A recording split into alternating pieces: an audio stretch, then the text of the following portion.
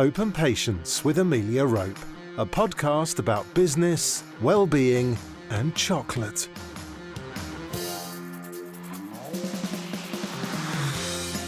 Hello and welcome to our latest episode of Hope and Patience. It's fab to have you here, and if you're new to the show, the hugest of welcomes. Just to give you the heads up, if you sign up to the H&P newsletter, you're in with a chance of winning one of our chocolate bars. Our guest today takes their clients on adventures, and guess what? You don't need to move very far to get adventuring. He's the founder of an award-winning escape game business, originally designed to be a physical experience when it launched in 2019, but as you'll discover, the pandemic flipped that business model on its head and took it online. Featured in Huffington Post, London Live, described by Time Out as one of the best online experiences, and with a predicted turnover of $750,000 this year, he's a guy travelling on the upward curve with his business. So time to introduce our guest, Chris Stylianou, founder of The Adventure is Real. Hello and welcome to H&P, Chris. Hi, Amelia. Thank you very much for having me on the show. So we would love to hear, Chris, how did The Adventure is Real come about? So it all started back in 2018, and it was really a few different ideas I had in my head coming together. I'd been working as an accountant for close to 8 years by that point. I graduated university, wasn't entirely sure what I wanted to do, but had a bit of a passion for doing my own thing. But I got comfortable working at a bank and sort of hadn't made the move. So I was getting really antsy at that point and, sort of berating myself a little bit for not having done anything with that. So I was quite keen to start up something. At the same time, my friends and I had really started playing sort of the old school, tabletop role-playing games. So, you'd sort of sit around a table with your friends, role-playing, rolling dice and so forth. And I was looking at the big immersive experience trend that was really growing in London as well. And I sort of thought, well, could I combine all of these things together? So I came up with the original idea for The Adventure is Real, which was a sort of medieval fantasy-inspired immersive experience where groups of friends would come together and take on the roles of these mythical heroes, and we'd give them costumes and weapons, and we'd host it in an actual dungeon with dynamic lighting and sound effects. And an actor would host the whole thing as they would play this game over the course of 3 or so hours. And have a great time. So it was all of those ideas sort of coming together. And crucially, I felt that if I made some slight changes to the kind of games already that existed in this space, I'd be able to target it at a much wider audience than, traditionally, this area has been seen as quite niche. So, being able to expand that. So it kind of went from there, really. Long story short, I found a physical space. We made it look like an actual dungeon, filled it with props and costumes. And then I spent around 1.5 years doing what they call play testing, which is, in the game design world, that's where you effectively give it to players to play a game, and you're not testing out whether things like software or technology has bugs or breaks or anything like that. You're really seeing, does the game work? Do people understand it? Are the instructions clear? So we did that over 1.5 years, and then we eventually launched it at the end of 2019. And probably with no idea that you were going to be thrust into the online digital world. No, really, that really wasn't something we had in our minds at the time.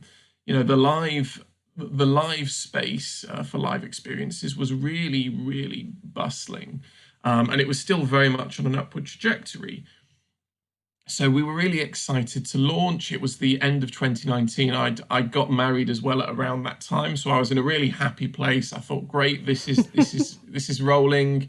The business has launched. It was getting, at the beginning of 2020, it was getting a really, really good reception. We recorded a live trailer.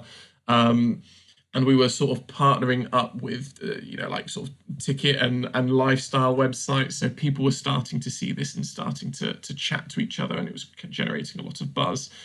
And around that time as well, I was contracting at the time, and I was finishing up my contract. So I thought, great, everything's up and running. People are getting excited. I've got a bit of time now in between contracts to really focus on building the business a bit further. Like I very much thought, yeah, life's really, really good right now. So when you took the leap to go into the business full time, were you sort of propelled into it because your contract come to the end, or was it because you had this itch that you just thought, I've got to do it, I'm going to go all in? So the contract was coming to an end. So I'd started contracting back in 2018 when I first had the idea. I thought I'll contract and use that to, sort of generate more money than if I was just an employee, and I can use that to fund the business. So my contract was coming to an end naturally, and I knew it would probably take a month or two to find a new contract. So I was thinking, great, I'll use that time in between contracts to build the business up a bit more, and then I will start a new contract and continue to work on this part-time. So really, it wasn't a conscious decision to go and work for the business full-time. It was more of an extended vacation where I thought, great, I can spend more time working on the business whilst I search for my next contract. And where does your entrepreneurial spirit come from, Chris? Are your parents entrepreneurs or family? Not really. I mean, my dad was a teacher and my mum was a dentist. I mean, my mum did have her own practice, but sort of running your own sort of private practice is a bit different to, sort of trying to launch a startup. So I'm kind of the first in my family a little bit to sort of want to create a business and grow it as much as we are doing. It's difficult to pinpoint where exactly it's come from. I think it boils down to the fact that I was just never satisfied working for another person. I find that I'm just so much better motivated when I'm working on my own thing and working for myself than when I'm working on behalf of someone else. How many people do you have in your team, Chris? So right now, we've got approximately 7 people. Some of those are working on a part-time basis, some full-time. And then on top of that, we've got a roster of 20 actors. Back onto the business, moving from a physical experience onto the digital experience, how easy was it for you to transfer the business, and taking on board that we were in the early stages of the pandemic when really nobody knew what the heck was happening and everybody was sort of hunkering down? Yeah, so it all happened, I think it was the second or third week of March, when the government of 2020, when the government suddenly announced that everyone has to stop going out. So I remember at the start of that week, all of a sudden our bookings disappeared overnight, and by the end of it, the government officially mandated that we were going to have to close down. And obviously that was a very painful week. Things were just getting going, and all of a sudden we were having to shut them down. We were discussing whether there'd be potentially any options to pursue, during this period. I think the government had signaled that it would be approximately 12 weeks until things might be able to open up again. So it was extremely tempting to just try and hibernate the business for those 12 weeks and, come back to it when things could open up. At the same time, my contract, because of all of this happening, contracts dried up overnight. So it wasn't like I could jump into a new contract. So it was quite a scary point where I thought, okay, my income's disappeared overnight. I've got this business which, has an expense as well, which now can't operate. I was really wondering what I was going to do. One of our team members said, well, could you not take your existing live experience and can we not just convert that to, occurring online? Mm-hmm. And I really thought, well, not really. The appeal of the live experience is you've got costumes, you've got sound effects, you've got lighting effects, you're in a dungeon. It matches the theme of the game. That you can't just sort of portray that through a Zoom meeting. But then I had what at the time was a real light bulb moment. And in hindsight, it seems obvious, but at the time it was a real revelation for me. I thought, what if rather than taking our existing experience that we've spent all this time working on and trying to convert it to online, we design from scratch a new experience designed to be online in the first place. One that utilizes the fact that you're maybe sat at a computer and you've got a computer that can help, run these potential applications that you can't do online, can't do in person. What if we change the game so it's not about, a fantasy world, but it's sort of modern times?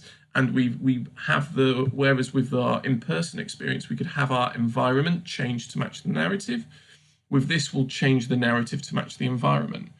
And so that's where the idea was sparked for our online game agent venture, where it was designed that you and a group of friends would be on a Zoom call and form the support team of a secret agent, the titular agent venture character, who would be, we were leaning into all the secret agent and the heist tropes, who would be infiltrating a building on a secret mission, and they'd have an earpiece that they'd be using to communicate to the team.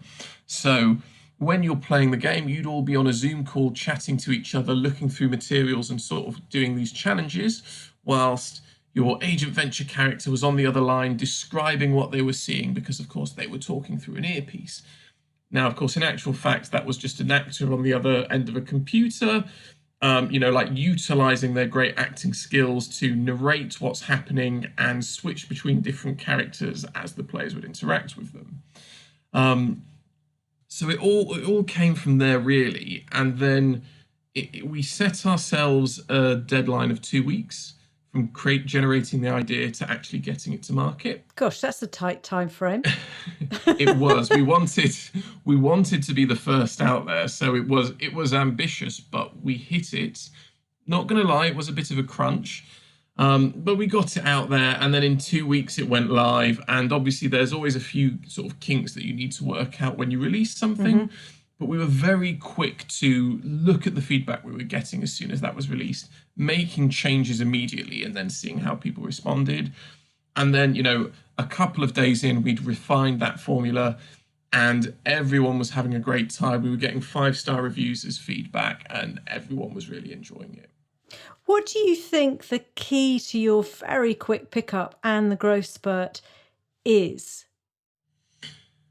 So I think there were a few things we did. I mean, the fact that we moved quickly in the first place is important.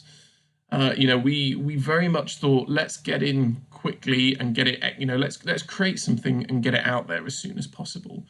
If I look at our original in-person experience for The Adventure is Real, it took us almost 2 years from sort of generating the idea to getting it in front of paying customers. With Agent Venture, we took 2 weeks to do so. So I think that was really important. I think also it was the fact that once we released it, we kept optimizing the experience.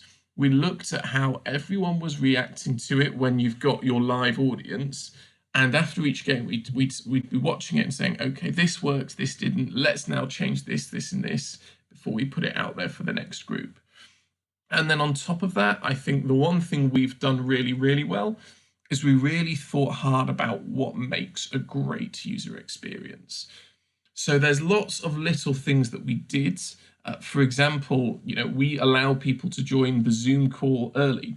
You can join 10 to 15 minutes before your mission begins, because a group of friends want to say hello to each other before they start the game. So simple things like that mean that people join, they say hi to each other. Of course, very much when we're in the pandemic, people can't speak to each other face to face. They then get to catch up, get warmed up, and then bam, they're ready to go when the clock starts. And there were a lot of other things we did sort of in a similar vein, but we really thought about the whole process from start to finish and how to optimize the user experience. Where do you see potential challenges arising with, continuing this growth? So I think obviously we've received a huge boost because with lockdown restrictions being in place, everyone's been very eager to see how they can connect online with other people. Now restrictions are easing. Obviously, there's a lot of catching up that everyone, including myself, wants to do in person. But we still know that we've got a great product. So now the challenge is how to showcase how you can still have great experiences online that actually have benefits compared to going out and do stuff in person. So there's a lot of changing that needs to come now in terms of our marketing and the messaging. Beforehand, you can very much speak to people and say, look, if you want to socialize with your friends, then come use us, because you're going to struggle to do it in person. Now, of course, our messaging is going to be more around the benefits that online experiences bring compared to the in-person ones. And we absolutely expect the in-person experiences to still thrive and people to go do them. But we have a very great sort of supplemental offering. The fact is that you can do an online game without necessarily needing to hire a babysitter to look after any little ones you might have, as if you were going on a night out. You don't necessarily have the hidden costs that you sometimes have with in-person experiences, where you need to buy drinks at a bar. And similarly, doing things online is a lot more convenient because you can do them from your own home. Also, presumably, you can link in people. I mean, if you've got mates in the States and you've got some in Europe, you can have a really good get-together and be in different countries. Exactly. And we've seen lots of our customers choose to do that. I think it's been interesting because a lot of the people that we've spoken to have even said how during the lockdown, because everyone was, because all of the socialization was occurring online, whereas beforehand, the friendship groups they would speak to on a regular basis were limited by those who lived in close proximity. All of a sudden, those morphed a bit because they could bring in people that they may not be able to just sort of pop over the road to say hello to. And we're seeing that that's sort of carrying forwards now. I know a lot of people who have even made new friends during lockdowns through people they've purely known online. And so they're going to absolutely be staying in touch with them in an online capacity because they do live in different countries and different locations, like you say, Amelia. You've got a financial background, which is a massive asset. I mean, I just know that from my chocolate business, where I just thought, I wish I had someone on board with the accountancy side and everything. What other skills would you say that you've needed to create and also handle the growth spurt with The Adventure Is Real? Gosh, I mean, there's so much to do, and there's so many skills that really need to be utilized. And I absolutely don't have the complete suite of skills that are needed to run a business, and I'm not sure if anyone does have all of those skills. So that's why you build a team of people who can complement you and bring those skill sets on board.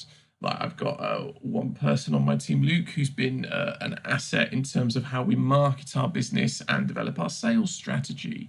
On the design side, we've got Jason, who's our head of design, who's helped massively with our script writing, the actual sort of acting during the development stage and training up of other people. We've got Ellie, and they've been a huge asset in terms of providing all the graphical design and arts, which I absolutely cannot do. I cannot draw to save my life. So if we didn't have someone, drawing the art in our games, we'd be stuck. So you need to utilize really all kinds. I think it helps to start off with a few key skills that you personally are really good at, and then to look at how you can bring on people to help complement that, so you sort of have a complete skill set amongst your team. So have you found any skills, Chris, that you didn't think you had? I didn't think I was as good at game design as I actually am. I used to design games as a hobbyist, and so I'd play games with my friends. I'd host games and quizzes and those kind of things. Even when I was working back in banking, I used to always organize social events. But clearly, when we created Agent Venture, I had a very clear vision in my mind of how I wanted that game to look and how it was going to play. And even now, I look back over all of the online games that our competitors have created in that time, and it still surprises me just how some of them have just really not hit the beats that I would have expected them to. Now, don't get me wrong, there's some really, really great online experiences out there, besides the ones that just we have at The Adventure is Real. But there's definitely been quite a lot where I've looked at those and thought, oh, I would do this and I would make that better. And oh, I can't believe you've missed that out, so I would do that. And, the Agent Venture series of games all were named in the top 20 online escape rooms in the world. Well done. And that was, yeah, thank you. That was by an escape room authority. And we were up against, veterans who have been creating these kinds of games for years and years. And here we were, just sort of came in a bit out of the blue and managed to get all three of ours consistently in the top 20. So that's, I was proud as punch when we were awarded those. And I think it's really a testament to some of these key ideas. And I think a lot of it goes back to, again, the user experience I talked about earlier that we were able to implement and put into our games. So it's been, I like designing games, and I've been really pleased that despite not having a professional background doing it, I've been able to bring such a strong skill set. Of course, I've not done it solely off of myself. I've been working closely with Jason, who's our head of design, and Ellie as well, who's been, handling the graphical and artistic side of things too. That was one of the ones where I knew I had something there, but I didn't realize it was quite as strong as it's proved to be. What would you say has been the greatest challenge so far? What has been the greatest challenge so far? I actually think it's been sort of being resolved and steadfast when things potentially don't go your way. It's when you form an idea and you think, okay, this is what I think people will do or how people are going to behave. And then you do something or you wait and see how trends play out, and they don't immediately conform to that. And it's really easy to tuck tail and think, no, let's rewind, let's stop this, let's change direction. But we've found a lot of success by just having confidence in ourselves and our ideas and sticking to those. And then, sometimes you have to wait a little bit longer, but then you start to see that you were right. The trends have moved in the way you expected. People are responding in the way you expected. You were right all along. And that's what I think is really the biggest challenge, to be able to sort of remain cool-headed and trust in yourself when things aren't necessarily going the way you'd originally planned or hoped. Do you ever doubt yourself at all? All the time. I think it's probably, on a very regular basis that I have doubts, doubts that we're necessarily making the right decisions, doubts in myself that I got the right skill sets. But I think I've kind of just learned to push through it. At the end of the day, you've got to make decisions and you've got to move forwards, because you absolutely can't stay still. It's not the kind of market where you have that luxury. So absolutely, I would say I have doubts about myself all the time, but I've just kind of learned that I have to shake them off and keep moving forwards. How do you cope out of your comfort zone? How do you cope with sort of uncertainty, which we have all had dollop loads of in the past year and a half? Exactly. How to cope with uncertainty. I think it's difficult, and I think it's difficult to pinpoint any particular coping strategy I've used for it. I think I've kind of just had to take the plunge in many respects. There's a lot of things I'm uncertain about, but you can't ever prove beyond all forms of doubt that something is certain or something's going to happen.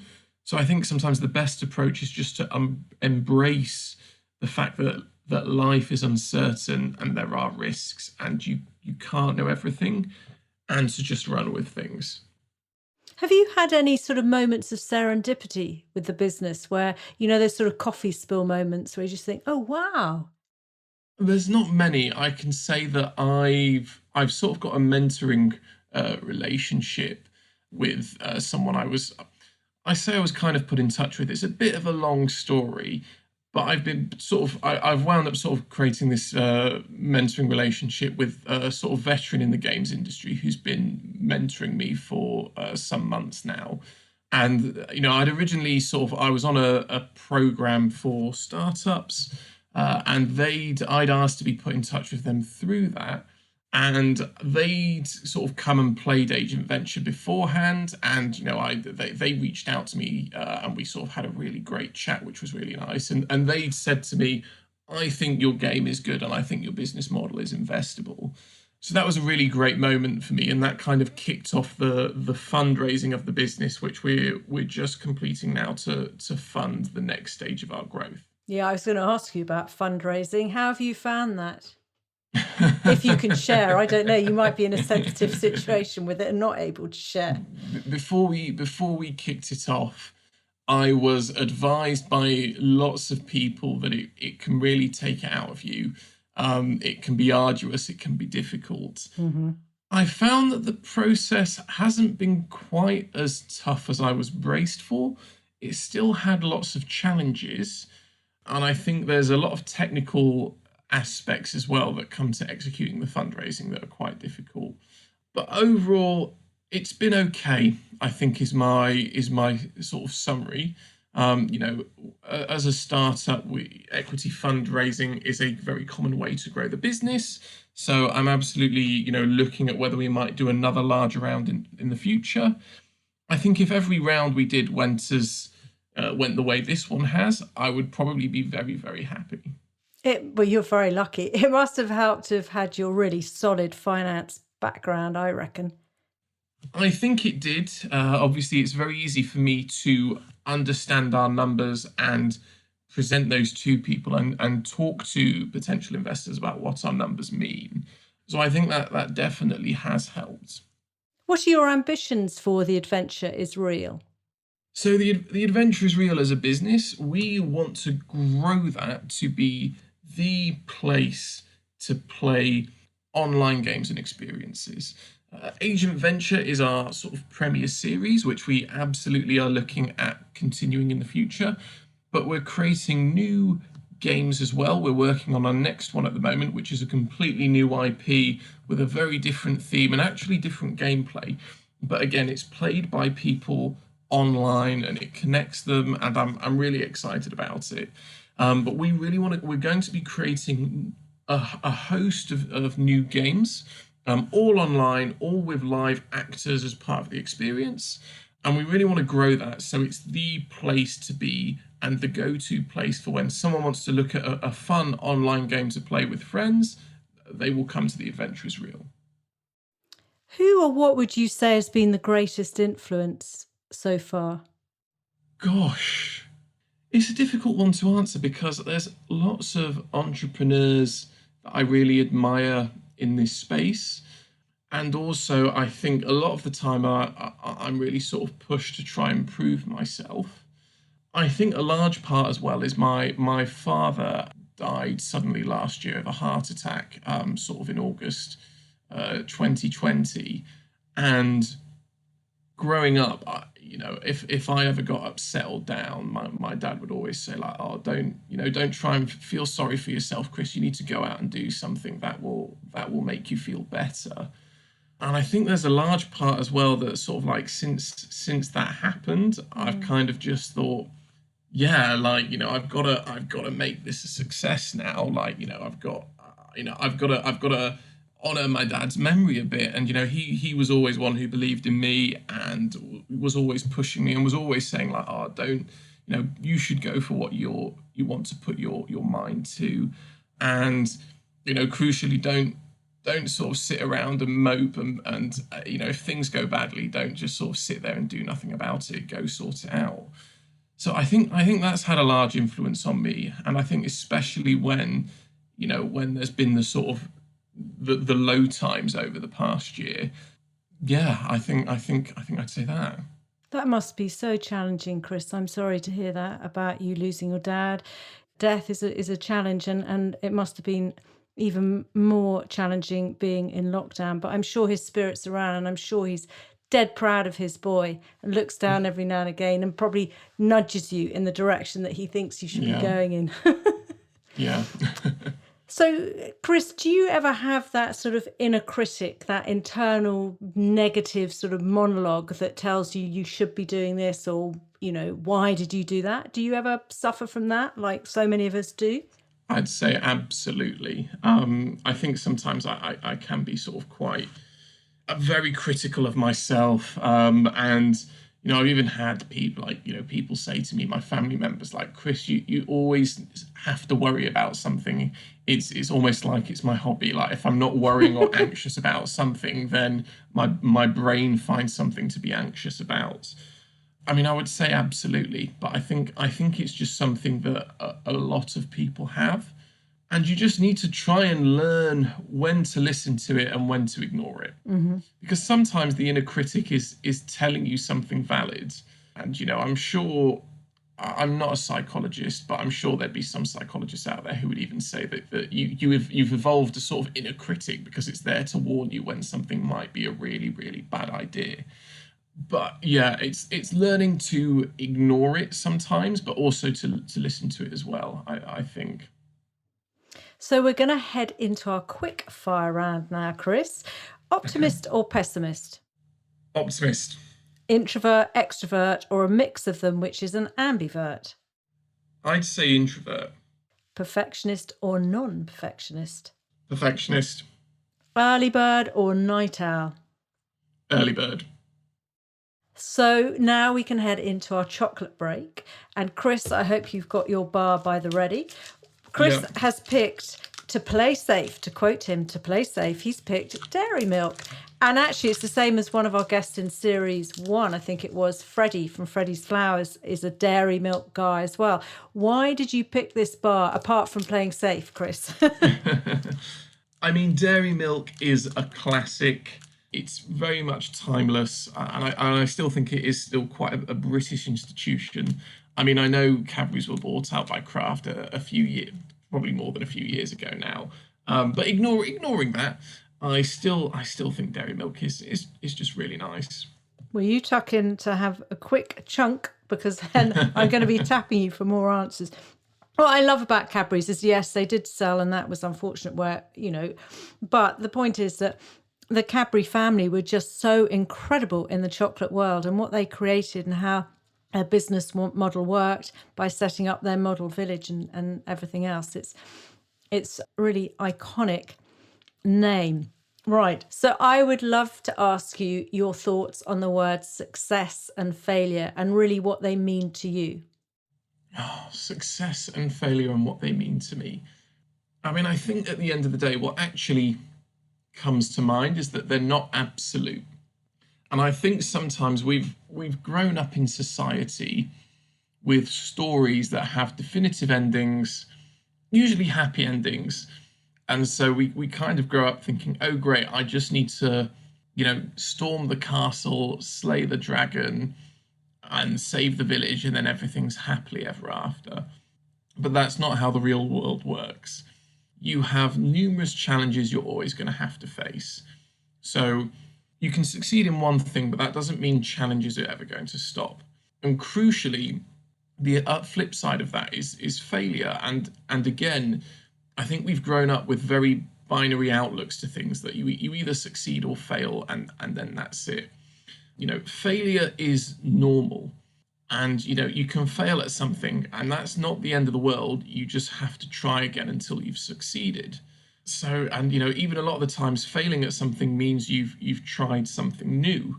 I mean, to use an analogy my dad always gave me, he'd take me skiing when I was a kid, and he would always say, oh, if you fall down, it doesn't mean anything. It just means you've tried something new when you're skiing. You shouldn't look at it as a failure.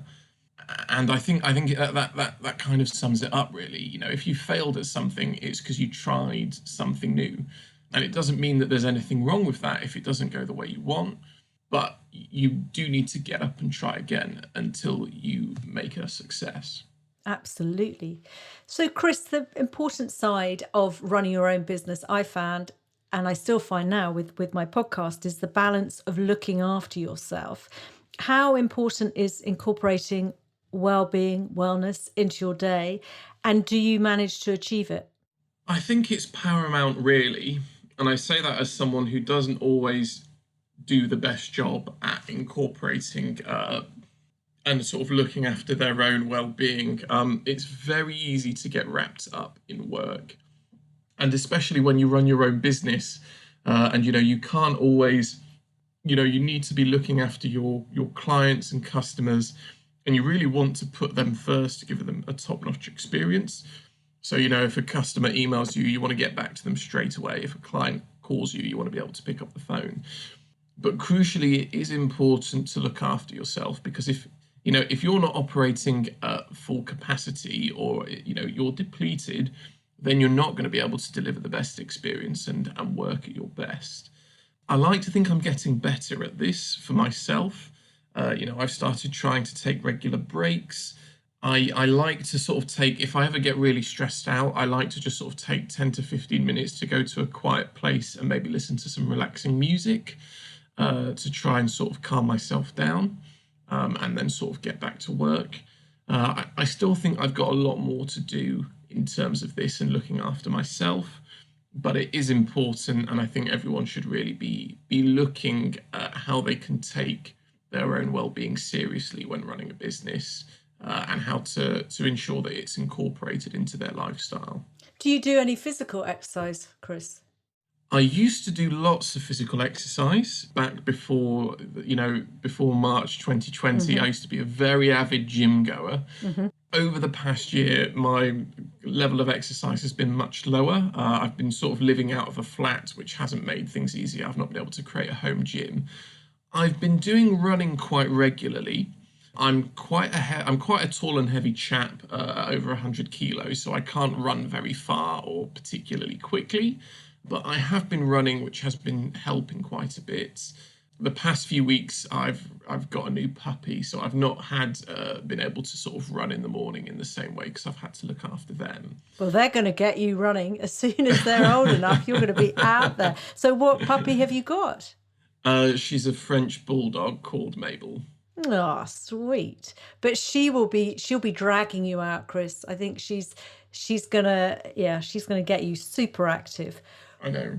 What would you say triggers your stress, and how does it affect you physically, mentally?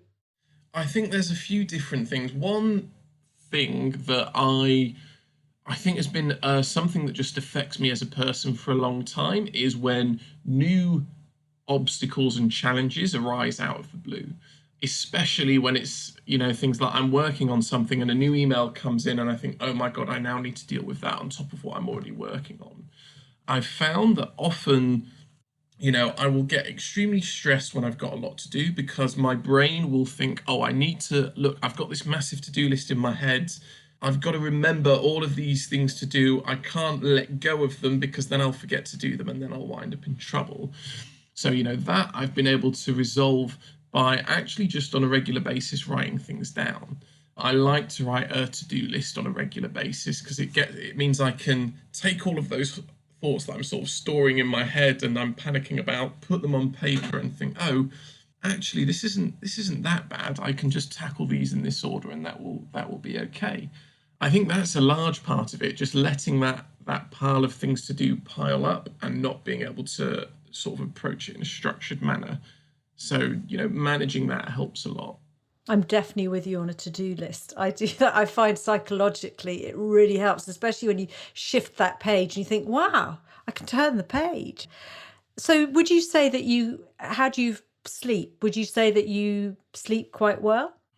Well, at the moment, I'm sleeping on the living room floor with my puppy in a pen next door, and she wakes me up in the night because she wants to go outside.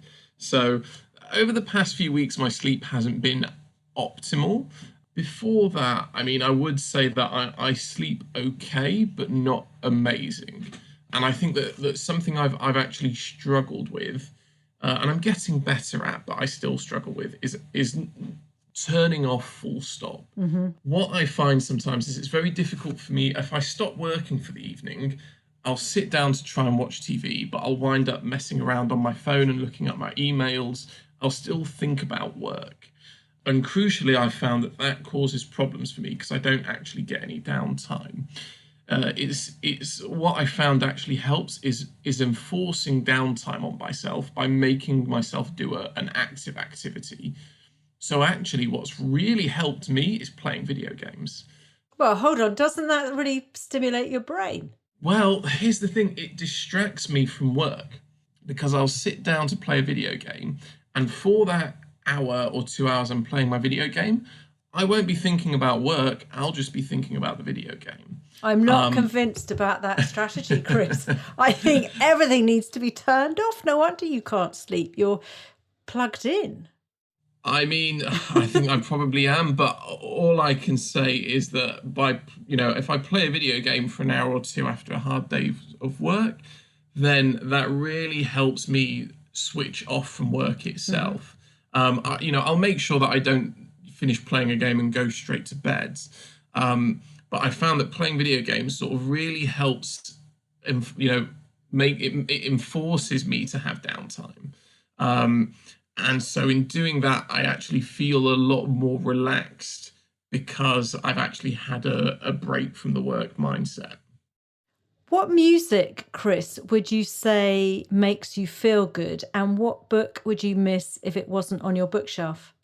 I've been listening to lots of 80s style synth music over the past year, which is a bit strange, but yeah, I think it was at the start of lockdown. My YouTube just sort of suggested it to me, and I've wound up listening to loads of quite obscure bands, modern bands, sort of creating things that sound very 80s using synth.